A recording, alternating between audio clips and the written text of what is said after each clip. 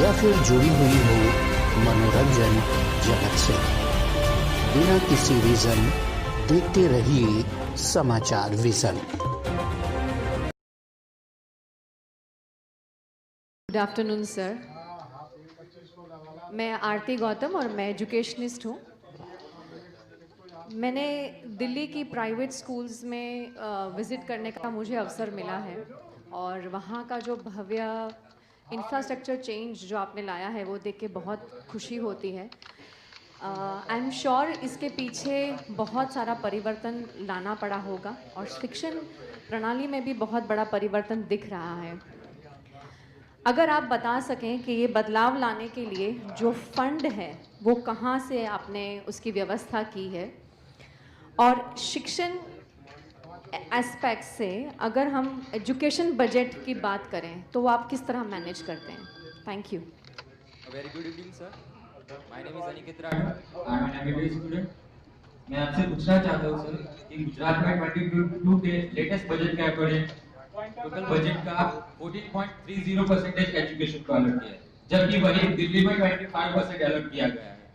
तो मेरा आपसे सवाल है कि अगर गुजरात में आम आदमी पार्टी की सरकार सत्ता में आती है तो आप एजुकेशन का अप्रोक्सीमेटली कितना परसेंटेज बजट को अलॉट करेंगे? Thank you sir. एक्चुअली मैं भी एक एजुकेशनिस्ट हूँ और मैं बच्चों को पढ़ाता हूँ, बट मेरा कुछ फ्रेंड्स है और उनसे बात होती है कि जो गवर्नमेंट स्कूल के टीचर है, अब मेरी मानना है कि कोई भी टीचर अगर स्टेज पे जाता है तो वो बच्चों का भला ही सोचता है, बट जो कितने गवर्नमेंट टीचर्स हैं जो पढ़ाने के लिए जाते हैं उनको पढ़ाना भी होता है, बट उनको अदर वर्कलोड इतना होता है, पेपर वर्क इतना होता है कि वो प्रॉपर टाइम नहीं दे पाते।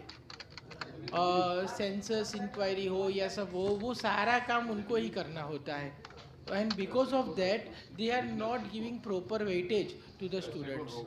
तो ये एक मेरा क्वेश्चन है, तो उसको आपको रेक्टिफाई करना है, तो वो कैसे करेंगे? आप लोगों ने कई सारे सवाल पूछे, मुझे लगता है करीब 17-18 लोगों ने अलग अलग सवाल पूछे हैं। मैं कुछ बातें जनरल तरीके से कहने की कोशिश करता हूं, फिर कुछ चीज़ें रह जाएंगी तो उनको अलग से स्पेसिफिक जवाब दे दूंगा। 2015 में अरविंद केजरीवाल जी के नेतृत्व में दिल्ली में सरकार बनी। मैं उनके वित्त मंत्री के रूप में और शिक्षा मंत्री के रूप में काम करना शुरू किया, तो मैंने उनसे पूछा, दिल्ली का पहला बजट बनाते हुए उनसे पूछा कि आपका मुख्यमंत्री के रूप में वित्त मंत्री को क्या निर्देश है, क्या ध्यान रखना है पहला बजट बनाते हुए। आप यकीन मानिए कि आज अगर हम दिल्ली के शिक्षा मॉडल की बात कर रहे हैं तो सिर्फ इसलिए कर रहे हैं कि उस दिन 2015 में मुख्यमंत्री अरविंद केजरीवाल जी ने अपने वित्त मंत्री से जो बात कही थी उसकी बदौलत कर रहे हैं।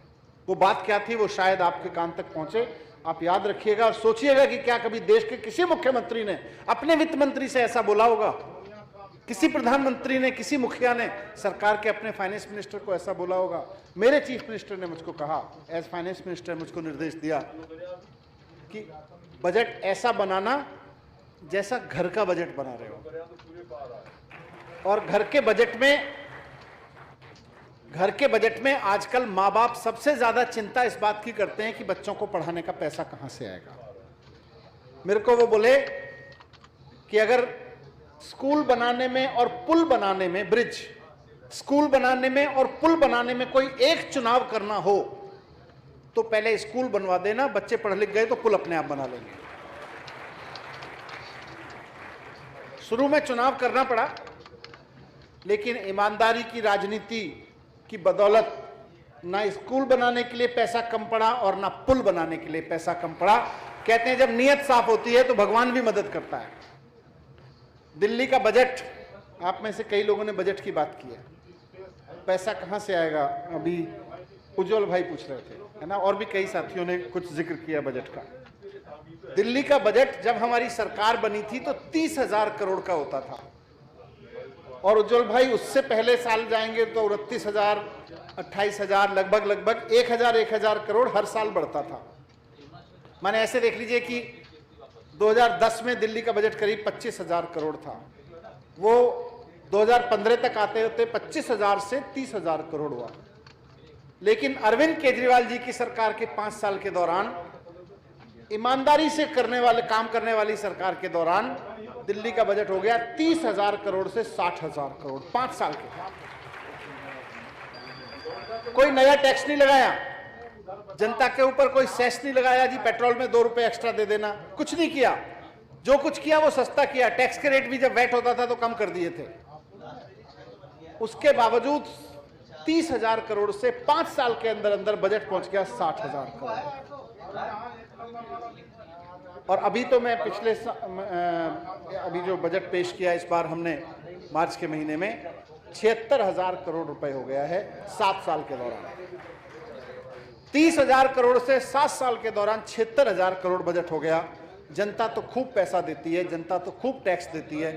एक भिखारी अगर माचिस भी खरीद के लाता है बाजार से, बाकी सब छोड़ दीजिए, इनकम टैक्स भी मिलता है, सेल टैक्स भी मिलता है, सब चीज़ें मिलती रहती हैं बड़े बड़े, उस पर टीवी खरीदते हो, फ्रिज खरीदते हो, सब पे देख के आते हो।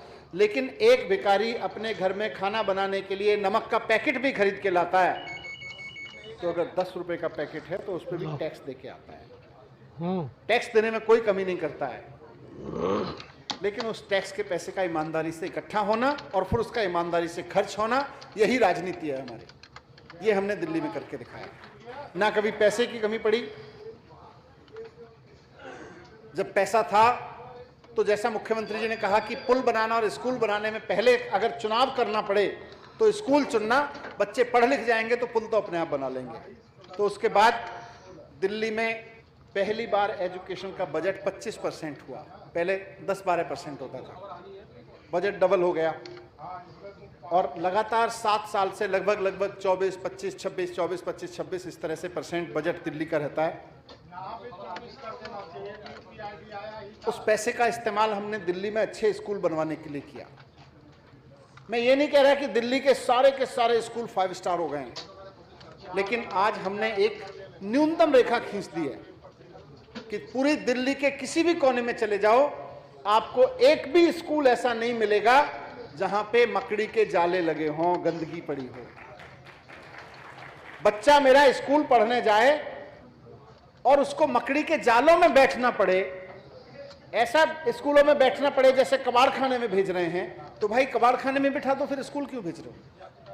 आज हम गारंटी देते हैं कि दिल्ली में एक भी स्कूल आपको ऐसा नहीं मिलेगा जहां पे गंदगी हो, मकड़ी के जाले लगे पड़े हैं कमरों में, क्लासरूम में, जहां पे बच्चों के लिए बैठने के लिए डेस्क ना हो, एक भी स्कूल नहीं मिलेगा।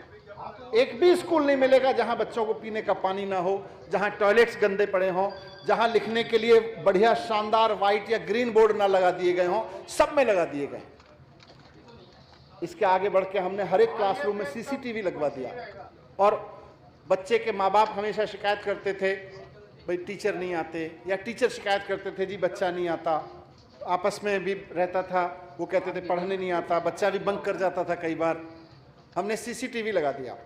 अभी माँ बाप को पासवर्ड दे रखा है कि अगर आपका बच्चा सपोज 8वीं क्लास में पढ़ता है, सेक्शन A, तो 8th A में आपका बच्चा पढ़ता है, तो आपकी मतलब बच्चे की मदर या फादर के पास में उनको पासवर्ड दे दिया है, लिंक देके, कि आप दिन में 3-4 बार लॉगिन करके अपने बच्चे को देख सकते हो कि आपका बच्चा क्लासरूम में पढ़ रहा है कि नहीं पढ़ रहा है।